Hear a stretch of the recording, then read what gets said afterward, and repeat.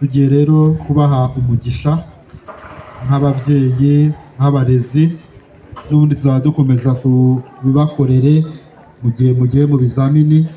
Ni isengesho rivugwa dusabira abanyeshuri bagiye mu bizamini.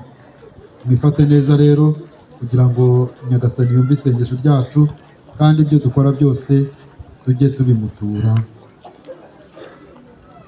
Isengesho ryo gusabira abanyeshuri mu gihe cy'ibizamini.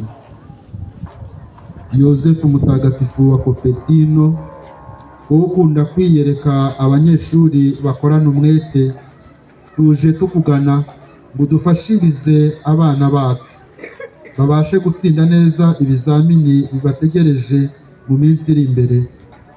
Nubwo bigana ubushake bwo gutsinda, turagusaba ngo ubatsindire ubwoba bwatuma basubiza nabi, ubahe gusubizanya icyizere, ufungure ubwenge bwabo, maze ubahe gutekereza neza ibyo bize, bajye babasha kubiha umurongo no kujamburamo neza ibisubizo bikwiranye n'ibyabajijwe.